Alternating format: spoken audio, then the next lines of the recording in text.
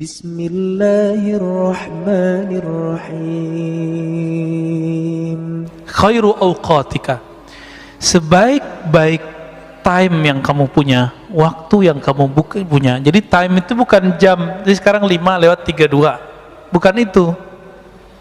Itu namanya jam dinding, Mbak, jam sholat. Waktu itu adalah satu nafas yang kita tarik, satu nafas yang kita keluarkan, itu yang disebut waktu. Berarti waktu kita sebenarnya lebih berharga daripada cuma 1 detik, 2 detik itu. Apa kata beliau? Waktu kamu bernafas, yang paling bagus adalah waktun tashhadu fihi wujuda faqatik. Saat-saat jika engkau melihat engkau lagi butuh kepada Allah Subhanahu wa taala. Engkau memerlukan perhatian penjagaan Allah Subhanahu wa taala. Sebelum keluar rumah, berdoa, ya Allah, jagalah saya. Allah itu senang tuh sama orang yang begitu. Dan itu waktu-waktu paling indah. Bapak sholat 100 rakaat, tapi nggak ada rasa memerlukan perhatian Allah, membutuhkan bantuan Allah. Itu lebih baik doa yang tadi, Pak. Itulah alasannya kenapa doa musafir lebih utama daripada doa-doa orang biasa. Karena orang musafir ini dia takut mati. Saya pernah kasih contoh beberapa tahun lalu di sini juga. Awal-awal naik pesawat, dari awal naik sampai turun zikir nggak putus-putus kan? Naik kedua setengah putus, naik ketiga lupa, malah nonton, main handphone. Benar ya? Kenapa? Karena kita sudah terlalu biasa. Jadi manusia begitu. Doa-doa yang dulu kita baca saat kita ketakutan naik pesawat, itu doa pasti sudah dikabulkan Allah 70%. Saya sudah hitung, Pak, doa-doa yang saya baca saat itu Allah udah kasih hampir semua. Tapi pas kita naik pesawat sekarang biasa aja ya. Rasa takut muncul lagi pas turbulen. Jadi kita ini takutnya tidak pernah permanen. Takutnya selalu bi asbab bil awarid, dengan sebab-sebab luar, belum permanen. Kenapa? Nama Allah belum nancap di dalam kalbu. Jadi kita takutnya kepada Allah masih karena faktor-faktor dari luar, belum karena kenal kepada Allah.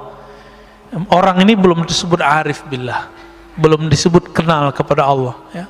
Baru disebut takwa. Dia takut kepada Allah.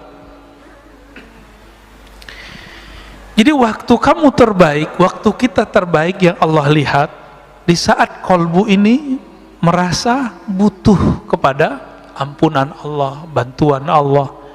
Wa turaddu fihi ila wujudi dhillatik. Dan waktu kedua, waktu saat engkau merasa tercampakkan di tempat yang hina. Itulah sebabnya orang yang maksiat merasa hina, Allah lebih sayang daripada orang yang taat merasa suci. Jadi saya katakan, wahai diri yang pernah bermaksiat, jangan putus asa kepada Allah. Tapi jangan-jangan itulah saat Allah suka melihat kamu. Beberapa orang nggak pernah maksiat secara zahir, matanya lalu jaga, tangannya dijaga, semua dijaga. Kalau ngelihat ada orang berdua-dua, dia bilang, ih najis, setan, tengahnya ada setan. Kan hadis begitu. Kalau berdua, ketiganya setan. Ada yang buka aurat dikit, ahli neraka. Jadi panitia neraka dia, Pak. Kan dia sudah punya daftar ahli neraka, ahli neraka, ahli neraka. Maka Islam yang dia kenal, Islam neraka. Ini orang begini ini berbahaya, sangat-sangat berbahaya. Mungkin dia korban pendidikan neraka. Ya. Dulu waktu kecilnya orang tuanya bilang sholat, kalau nggak sholat neraka. Nah, digituin dulu kali sama orang tuanya. Ini jangan-jangan nih orang tuanya begini-gini nih. Ini antum horor-horor nih wajahnya. Kalau udah ngaji hikam nggak gitu lagi ngajar anak. Ya, ngajar anak bukan dengan ancaman. Ngajar anak dengan pujian dan reward. Kasih dia harapan. Anak soleh bangun. Itu anak kecil lebih senang pada gituin. Anak soleh bangun. anak papa bangun, ahli sorga bangun, gitu Pak. Cara bangunin anak itu dia cepat bangun. Tapi kalau kita bilang, kamu nggak sholat, neraka lo, gitu ya, itu anaknya bangun langsung pikiran dia.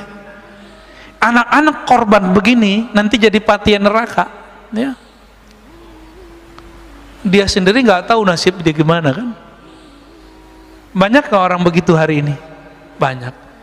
Pada kita ini buta, ya. Betapa tidak buta. Setiap surat dalam Al-Quran, dari surat At-Taubah, semua memulai dengan Allah mengenalkan diri dan kata Rahman, Rahim, Rahman, Rahim. Emang nggak baca? Emang nggak dengar? Jangan-jangan kita kal himar yahmilu asfara, ya, seperti himar, ya, binatang himar. Apa terjemahan himar? Keledai, ya, yang dia memikul kitab-kitab, tapi dia nggak tahu apa yang dia pikul. Jangan-jangan begitu. Baca Quran, makanya, ini mohon maaf loh Pak ya, ini ngajinya agak beda. Saya itu nggak ngajak orang khataman Quran banyak-banyak seperti Imam Syafi'i. Kan kalau Imam Syafi'i baca Quran ngerti, maka beliau emang afdolnya baca Quran banyak-banyak. Selama 4 tahun di Mesir, beliau khatam 4.000 kali. Itu setahun 1.000. Coba bagi sebulan berapa kali tuh? Antum hitung sendiri ya. Capean ngitungnya. Ini dari kemarin, dari kecil sampai sekarang, kalau kita hitung itu khataman, kita nggak nyampe Pak.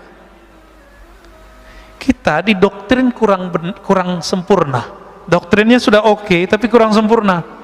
Habis baca Quran, belajar Quran, khataman, berhenti ngaji Quran. Seharusnya langsung masuk ke ngaji makna Quran. Dulu waktu saya masih MTSN, SMP, selesai khataman, saya belajar ke kampung di seberang. Jadi kita ada 20 menit ke sana. Saya ketemu seorang buya, seorang ulama, dia ngajarin terjemahan Quran. Setiap Rabu, malam Kamis kita belajar nerjemah. Karena keberkahan itulah saya bisa baca kitab sekarang. Ya. Padahal nggak nyantri seperti teman-teman pesantren, ya. Saya nggak nyantrinya di surau aja, pindah surau, gitu-gitu aja udah. Nggak pernah nyantri seperti teman-teman, kecuali setelah kuliah. Pas kuliah baru saya masuk pesantren. Ya.